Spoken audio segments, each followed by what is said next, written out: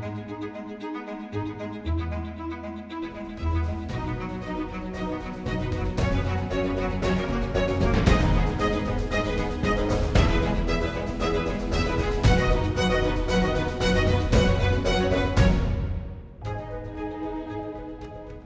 we're going to be jumping into our conversation today. So what is happening at community colleges for adult learners?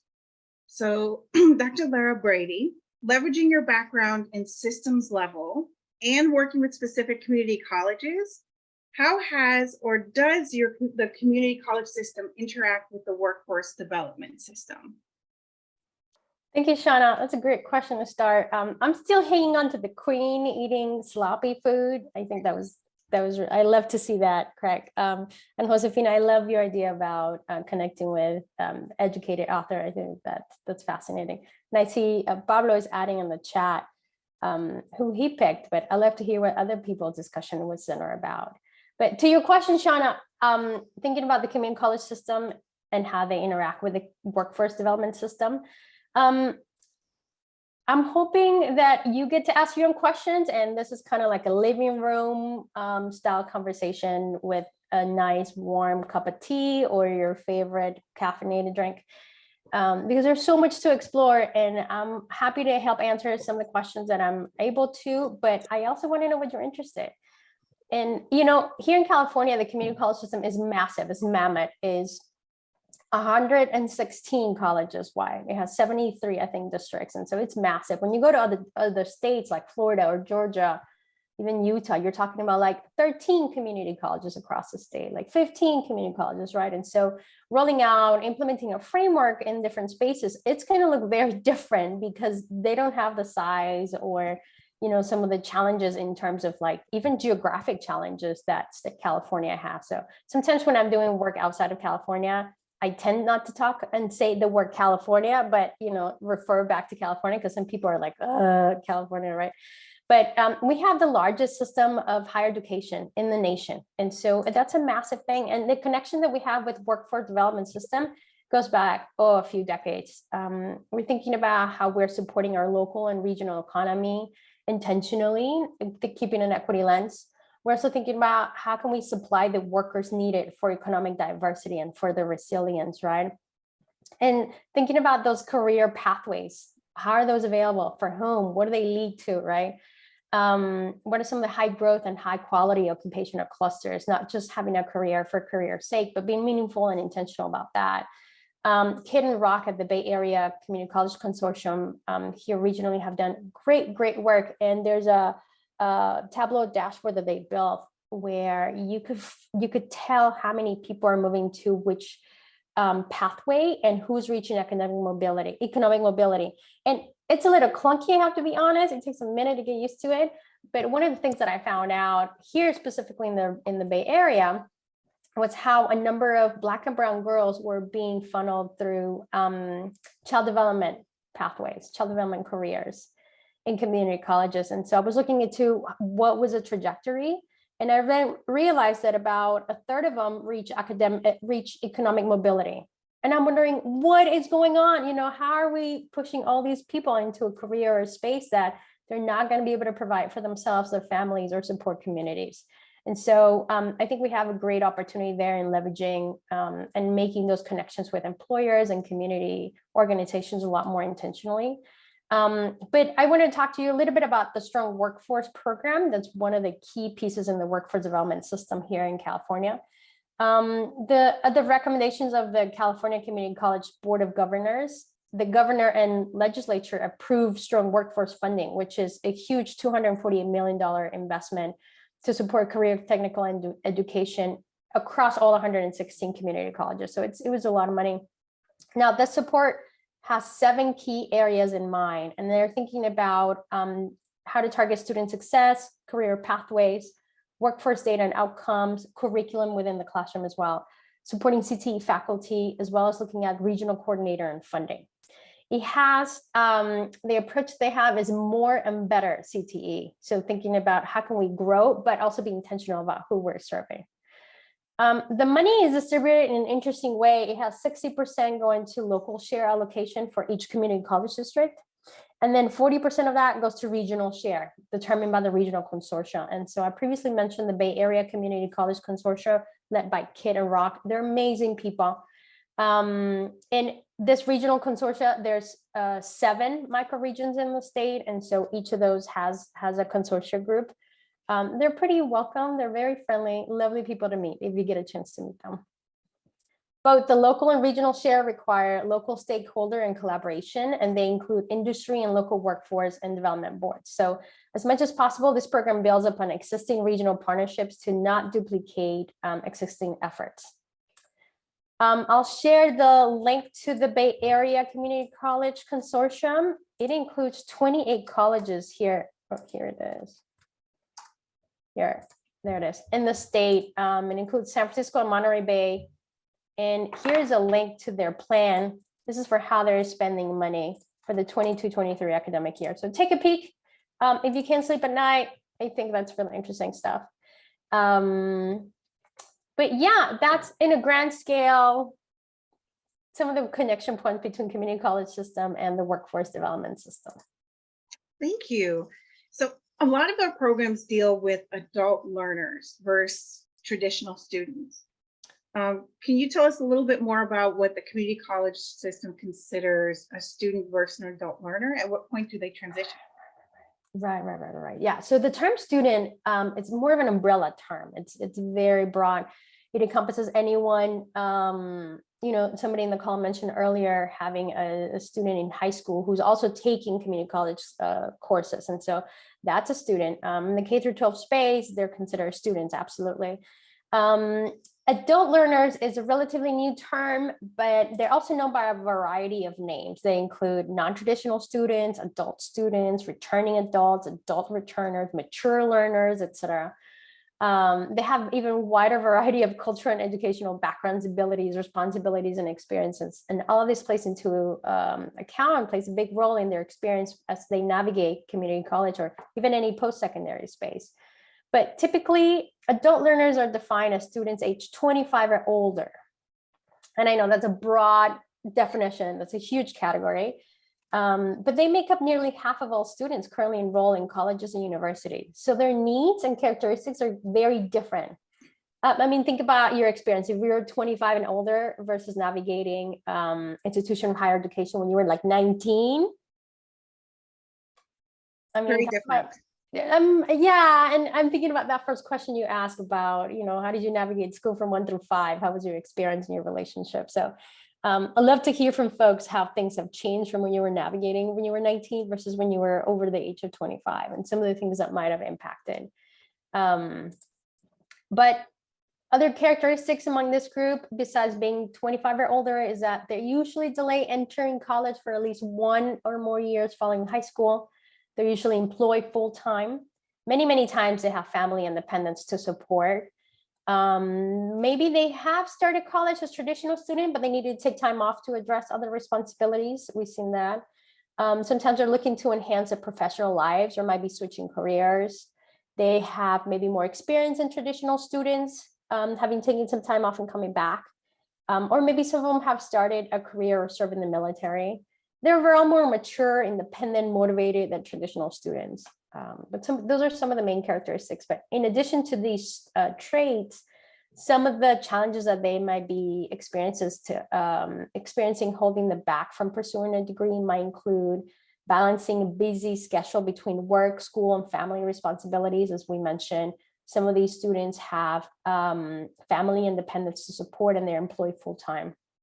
So thinking about where school fits in this space, it's just really interesting to address. Some of those students might also feel anxiety about going back to school and might fear failure at an older age. They may be on a tighter budget than traditional students, again, because of all the things that they're juggling.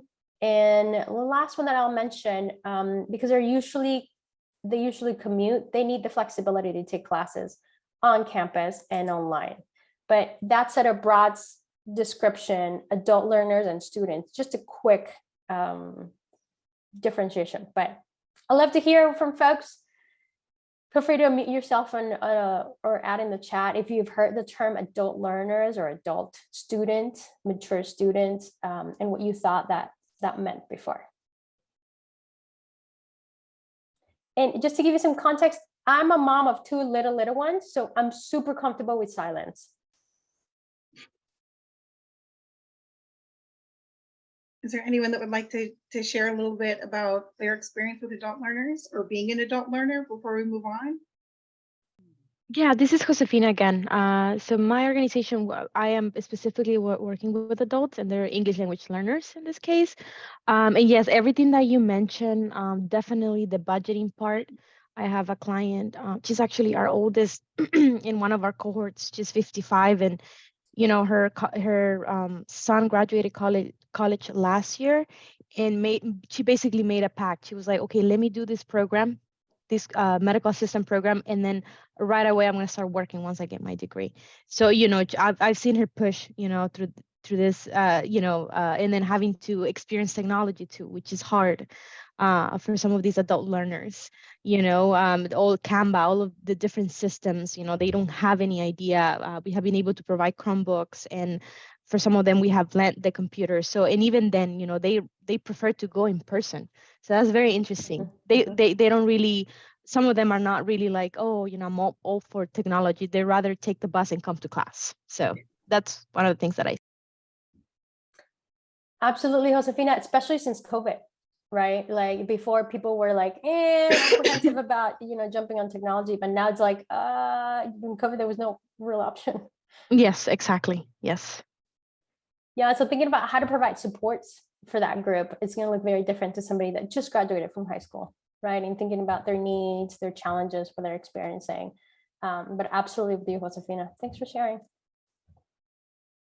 You actually springboarded into my next question, because students come so diverse and such an array of needs to begin with. What initiatives has the community college system put into place for non-traditional learners or adult learners to help impact the equity or an access for those types of learners that may have different needs? Because as you add more lived experience into the equation, the needs definitely change, and it can be hard for non-traditional students or adult learners to find community or all the resources that they need to be successful. So what are some of those initiatives that you have seen? That's a great question, Shauna. Oh, somebody wants to hop in. Well, I mean, I've seen an initiative at our local community college that was designed for students that weren't your traditional college student. It was called the Making Alternative Transformations program at our local community college, and it was designed for reentry students. And so when I say reentry students, I mean students that were previously systems impacted or justice involved. So they were coming out of, the correctional system or jail, so on and so forth. We happened to notice that at the time that a lot of the guidance counselors were placing people straight into the golden four. They were just like, hey, you're going straight into statistics, straight into English 1, US history. And they were filling up their case or their unit loads with all of these courses, and people were coming in and then failing right out the gate, like immediately, and then just dropping it. And so we designed and developed a plan that was a on-ramp program that would build those skills through guidance and support to help get them up to speed, and then help them figure out what they wanted their path to be. So that's the only one that I've seen personally, locally, that's been having success. And I love that you brought that up, because we've seen that a lot, even in the transitioning of underprepared students coming into the community college system, going into classes. They may be into like a remedial English or math class, but then enter into courses like history or psychology that require a lot of reading and reading comprehension. So thank you for sharing that example with us. Yeah, I was thinking about that, James. You're reading a really interesting piece.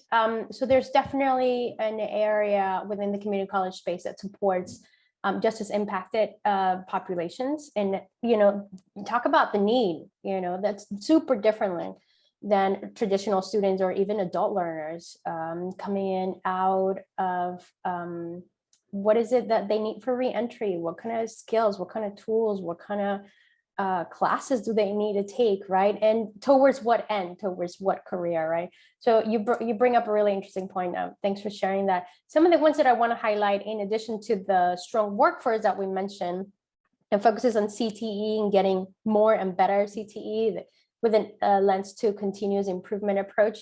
That one gets into curriculum, CTE faculty. There's some regional coordinator, as we briefly mentioned before. But the other ones that I want to highlight is student equity and achievement. I wonder if folks have heard of that program before. And it's not a program, it's an initiative from the Community College Chancellor's Office.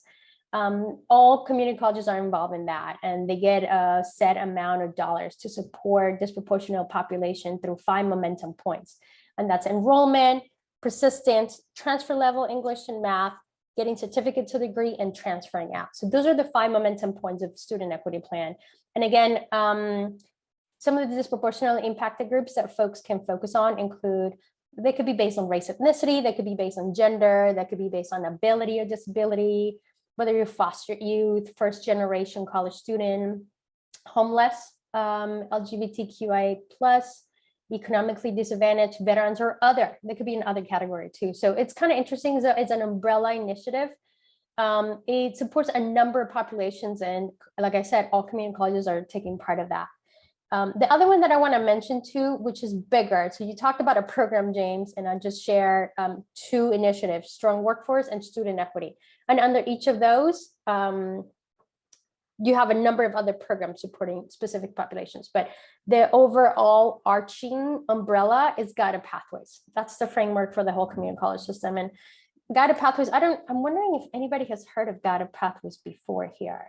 I wonder if you could raise your hand or like say something in the chat.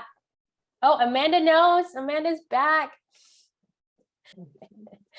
I'll share a little bit about guided pathways.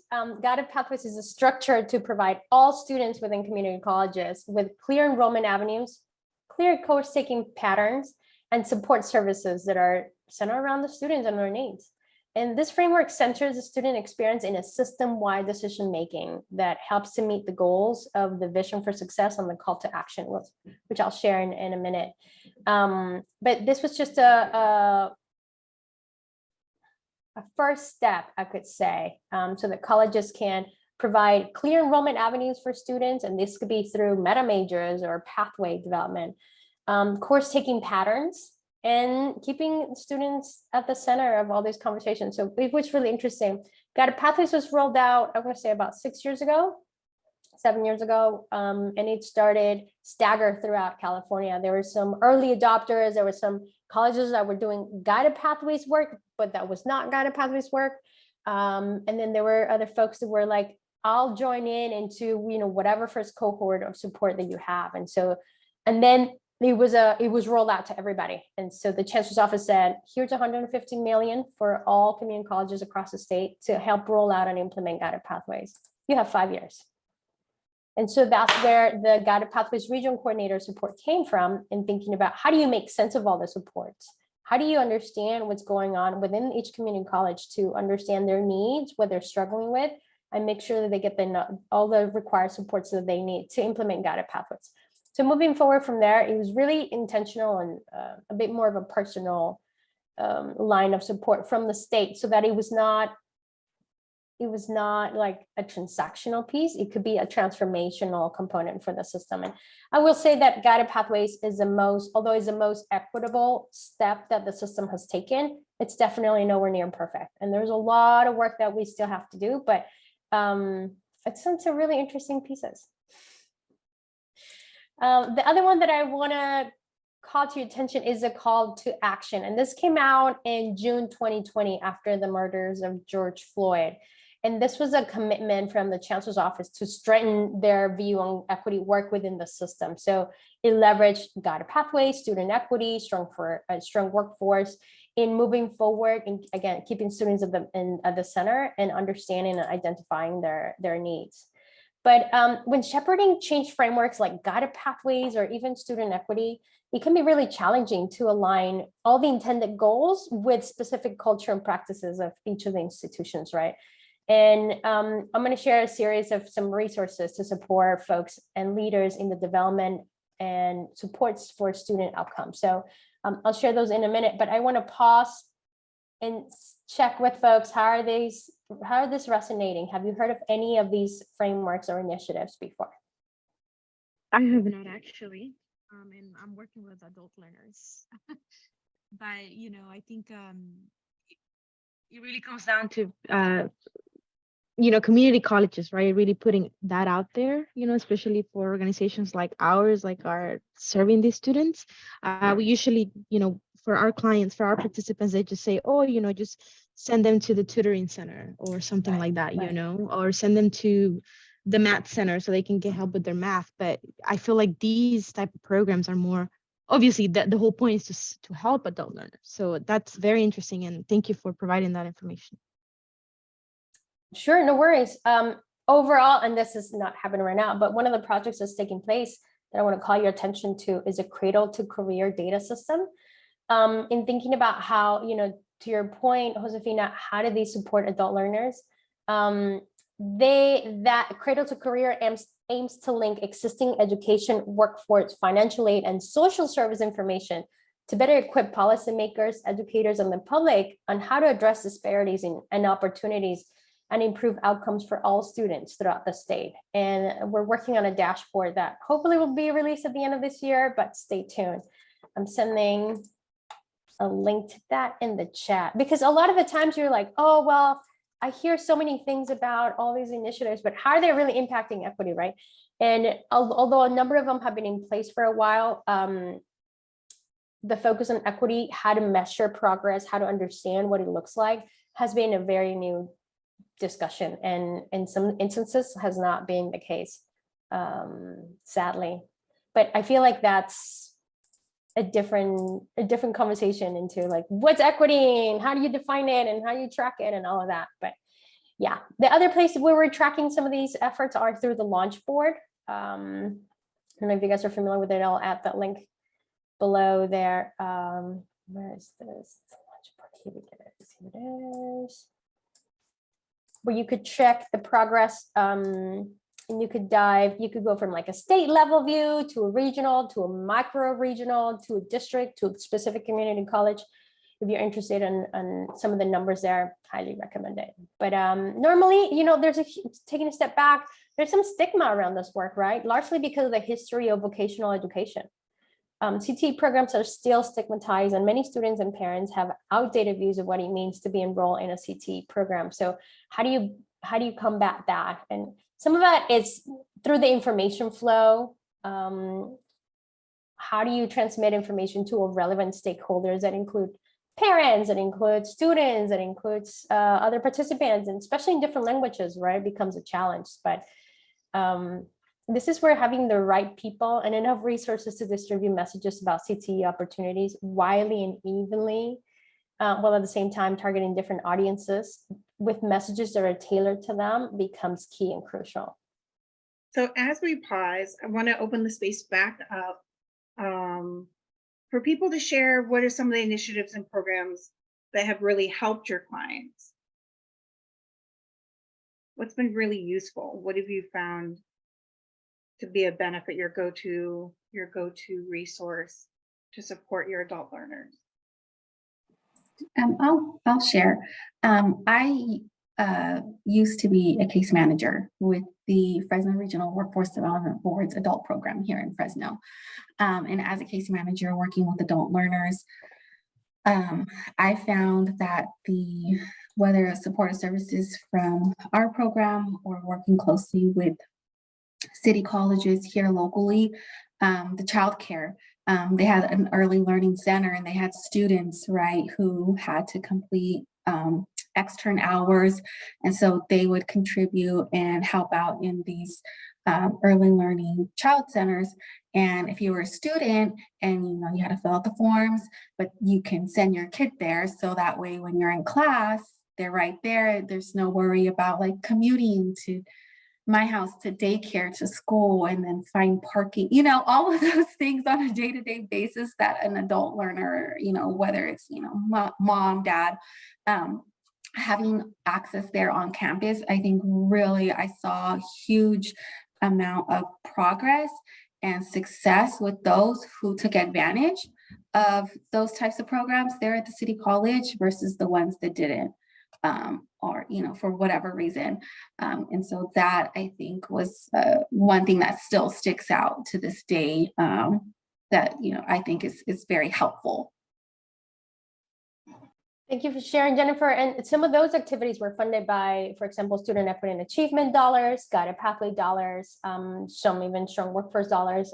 You know, there's a number of other initiatives there that support that. But I think you're absolutely right. Like if we're thinking about educating the next generation of workforce, how can we address their needs now so that we keep them engaged? And, you know, especially as we know that the more people go to school, the higher their earnings are going to be. So yes, you can come in, get a quick certificate and degree, but how else can you come in and continue obtaining that, you know, AA? How can you come in and obtain a bachelor's degree? How can you, you know, keep moving forward to not only provide for yourself, but for your family and your community? I'd love to hear from other folks. What other programs you've seen have been helpful for your clients? Again, this is Josefina. I would say when sometimes informing the students that sometimes they can validate their degrees from back home. That's a good one. It really gives them that hope, like, oh, okay, you know, some of the work that I did, it can count. Also for community colleges, because I know the majority of the time is like, oh, you know, you gotta have a high school diploma, right, in order to participate in college and complete programs. So I know with one of the colleges that we work with, as long as they pass a test that they're at a good level, they're good to go. And again, the whole point is like, okay, they still got to get their high school diploma. So this particular college, they have like a distance learning. So while they're completing a job training, they're able to still get their high school diploma, you know, work with them in order to get that. So I think just work, you know, like definitely having case managers, you know, people who really understand the system and they can walk them and they can refer them to other services, you know. Just having that knowledge, I think, and letting them know what they can do with, again, with degrees that they have earned in the past and in their countries and things like that. Yes, thanks for sharing that, Josefina. You reminded me, we did a project with supporting Kern. Sean, I'm wondering if you could help me share that infographic.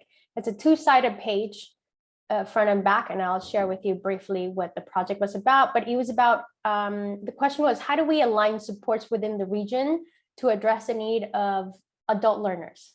Yeah, that one, thank you.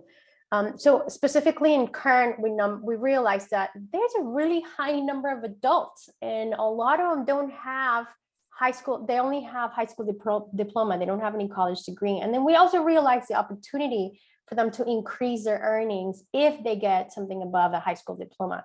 And so we saw an opportunity there, and we're looking at not all adult learners are the same. And you know, Josefina, you mentioned adult learners that come from different countries that might have a educational background, a really strong background or a degree. We highlighted one of those as one of the profiles because that was how adult learners in that specific region broke down under. And if you could go into the back page, Shauna. That one. We're looking at aligning colleges, adult school, workforce system, and community-based organization to support the needs of adult learners within the current region. And I'll tell you the secret, it's not that much different from other regions, but we'll keep it within current. So for the three profiles that we mentioned earlier, we highlighted how adult education, community college, workforce system, and community-based organization can support the unique needs of adult learners. And they might have different needs. It might be that, you know, like Josefina, you mentioned, they need validation of their previous degree, and they need job placement, or they need to focus on receiving training to grow their current career options. it depends on the specific needs, and not every adult learner has the same goal. Like you're not going to check all the boxes of like graduation, that's the end, but it's a lot more intentional. And again, just understanding their needs and seeing how you could support them. This was a great project that I thought was really interesting, and just put everything down on the table and try to figure out how can we support this group of students that growing pretty rapidly, at least in current region. But that leads us into our next question. So it sounds like there's a lot of really great efforts in place, but what do you think the future will look like for these efforts? Like, if we could wave a magic wand and create a more perfect system, what would that look like? I'll say that the future is female. The new chancellor overseeing all 116 community colleges, you know, like there's a space for K through 12. There's a very similar space for community colleges, and the person overseeing that is called a chancellor. Some community colleges call their president chancellor, but that's a different conversation. So the new chancellor for the system that's going to be leading California community college system, again, the largest system of higher education in the nation. It's Sonia Christian, and she comes from the Central Valley, and she's phenomenal. She used to be the president for Bakersfield College. So I'm like, future's female for sure. But I think in going to your question, the future, besides looking female, and thinking about how, you know, what's the through line and how this is impacting equity. I think if I had a magic wand, I would increase coordination and alignment of supports. There's a number of frameworks and initiatives taking place, and they all have different metrics and they all have different reports. And just to give you some context, I think currently community colleges complete somewhere around 70 reports annually. And a lot of those metrics are duplicated. Other measures have just been in place because that's what they've been asked to do for ages, not because it's related to academic outcomes or student supports, right? The other thing that I would add under coordination and alignment is that equity has surfaced across a number of programs, but it hasn't clearly been defined. Some people think equity is when the tide lifts all boats. Some people think equity is like a pie where like you get more, then that means I get smaller slides. And it's like, that's not really quite. But again, happy to dive into different definitions of equity at different times. It's just fascinating. So just going to that, tracking data across these programs can be really tricky. And like I mentioned previously, Launchboard is the closest place we have to track how some of those efforts are moving forward. So I share the link in the house and the link in the chat previously, happy to share it again. But that's what I would share about coordination and alignment. The other one I would add would be decreasing duplication of efforts. And this goes in line with the coordination and alignment piece, because like, for example, student equity and guided pathways are highly, highly related. But it goes into my third one, break down silos. You know, a lot of these reports and offices don't necessarily interact with each other. They're not aware of each other's existence. So for example, when you're completing, it used to be the case that when you were completing student equity report, you didn't have to include guided pathways folks and vice versa. And we were able to work with the Chancellor's office and rectify that in the latest student equity and achievement plan and the report. So now you need at least a signature piece from each of those parties. So at least they're talking, but that still limits the interaction, right? It doesn't have to happen, but there's definitely an opportunity to break down silos. And then the last one that I would add is just how can we create new ways to operate, to communicate, to support student needs, other than what's being done in the last 100 years. The oldest community college in the state is Fresno, and I think they're 102, 101, and just turned 100. How can we create the new ways to operate for the next 100 years, you know, without looking back and thinking about what's being done, but what is it that it's needed? In what ways can we center the experiences of students, and not just students, but marginalized students, as they enter and navigate institutions of higher education, as they graduate, as they obtain livable wage jobs? We know that the same pathways for same populations lead to non-equitable access to higher wage occupations. So how can we leverage labor market information to help us make some of these decisions and support students as they navigate institutions of higher education? So I don't know if that answers the question, but that's what I hope the future looks like. No, and I love that you say that because especially the coordination and alignment, because I know when I was running programs, there were, to your point, there was a lot of duplication. And so if you were trying to support a participant in one area and you had to refer them to another agency, often they had to do the same things. Right, right. The same thing here and the same thing here. And though you couldn't share this here, you had to do it over here. The other thing is that even though resources are provided, oftentimes they're provided by entities that are external. And time is a resource for people too, right? So the time it takes for you to travel, so oftentimes by bus, whether you're provided a pass or not, to get from here to there and then to there to there, Right. results in time lost. It results in transportation costs, increased childcare, less time with the family. Like there's all of these impacts that, you know, often we pat ourselves on the back and we go, but we're offering these resources, but not realize that the time it takes to access those resources and often duplicate is important. But I would, before I do have another question for you, but I do want to open it up because I would like to hear from the group, you know, what you're seeing and how you feel, you know, what would you change if you had a magic wand? What are some of the barriers that you're seeing that haven't been addressed? And what are some of the things that you're seeing that are being addressed and are being really successful for you? I see Iris has Yeah, hi. your hand up.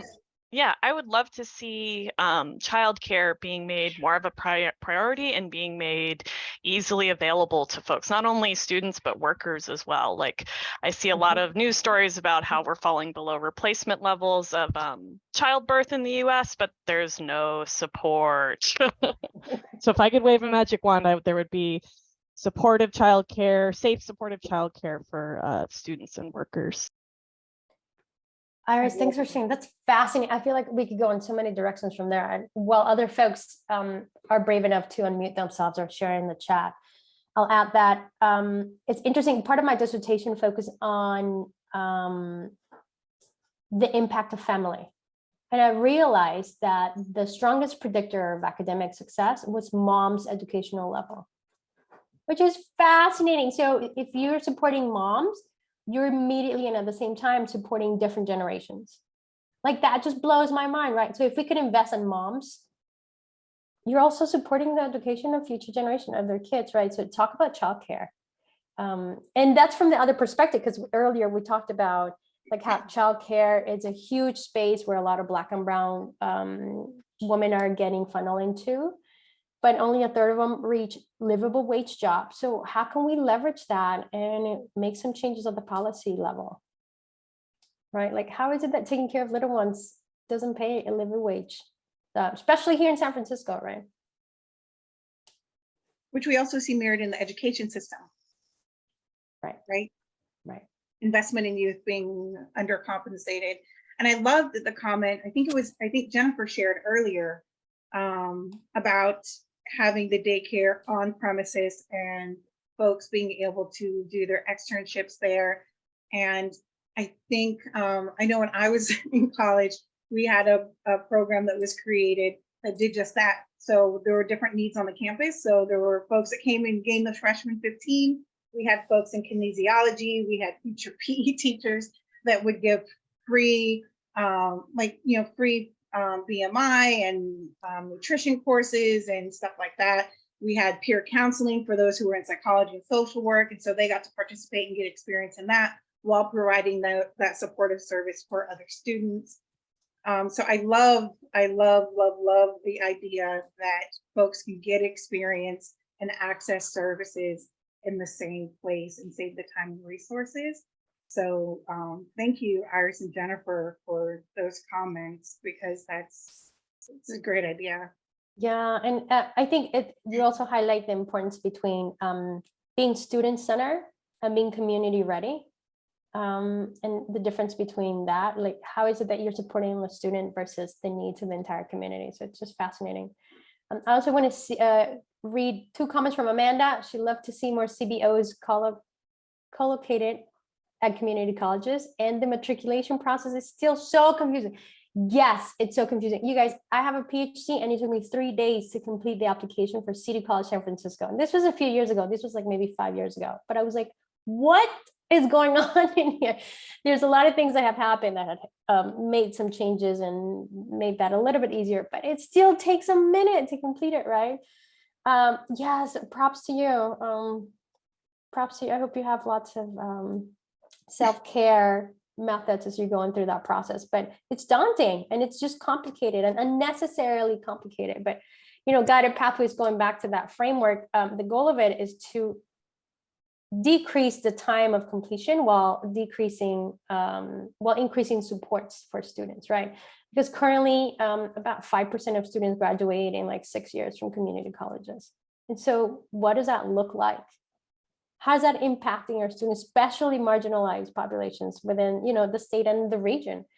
What kind of disservice is that for students and in our community? So thinking about identifying those challenges or pinpoints, those bottlenecks, and how can we rectify those and question them, just turn them into their heads and think about, if this is the way it's being done before, why? How is it supporting students? If it is, it's great, let's keep doing it. If it isn't, can we get rid of it? And just streamlining that a little bit more, but. Which is perfect timing, because that leads exactly into the next question, which is how do these efforts challenge equity?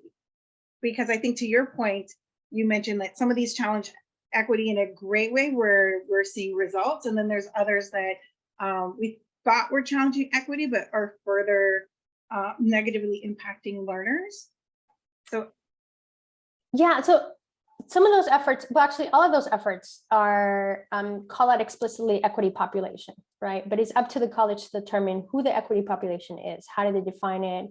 What are the cutoff? What are the parameters for identifying those students? And we mentioned before, like, for example, student equity and achievement focuses on, you could have disproportionate impacted groups based on race, ethnicity, based on gender, based on ability, disability, based on foster youth status, being a first generation college student, of course, homeless, LGBTQIA+, economically disadvantaged veterans, or other, right? So there's a bunch of ways to slice this pie.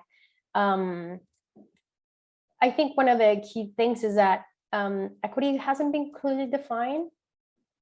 I feel like lately, I don't know if I should say this in a recorded webinar, but equity is a new coconut water for the last couple of years. That's been the case, or like the new kale salad, or fill in the blank, where everybody's doing it, but there's little understanding of what it actually means and what it looks like on the ground. There's a lot of pushback against it, and we've seen in a number of states across the US.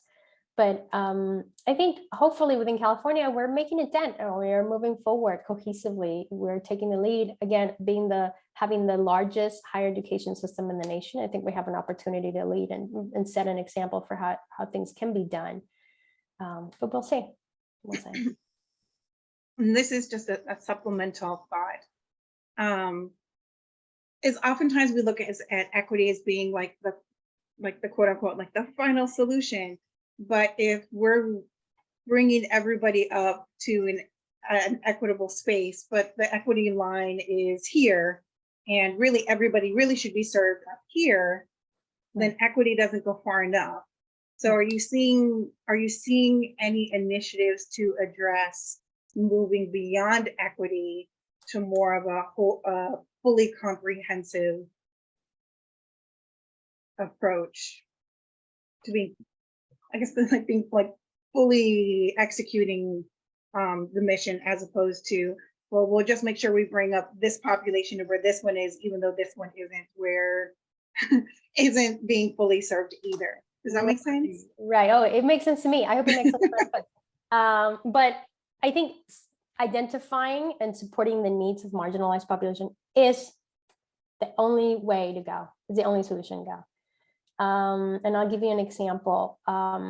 It's not about, and you're absolutely right. A lot of people think, oh, just look at your highest performing group and try to match that. And so you're talking about closing equity gaps, which is, it's one of the things you have to do, but it doesn't mean that that's where you got to stop, because let's say your completion rate is 30% for the highest performing group. So, like everybody's passing your course, 30% of the time, that's amazing. But is that the bar you want to keep? Which I think gets to your question, like, why is it 30% and not 50 or not 60, 70 or 80, 100%? Should it be at 100%? Should it be at 30%? So these are some of the discussions that are just fascinating and folks need to get into.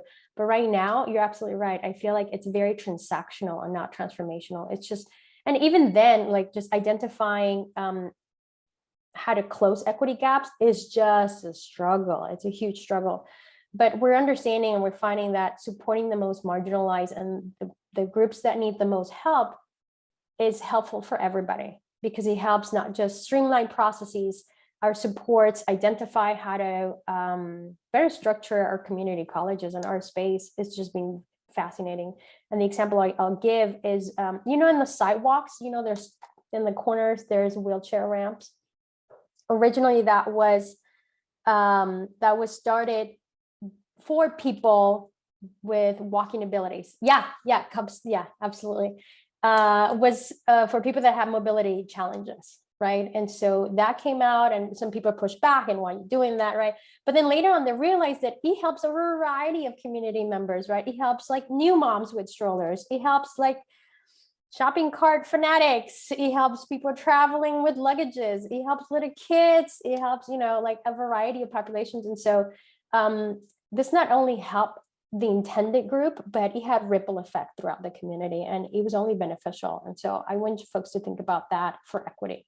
Like that's just step one. What else can we do? And thinking about what's the bar you want to keep, if 30% is your jam, that's great. You want to close it, but should that be it? Like thinking about what the threshold should be, just fascinating.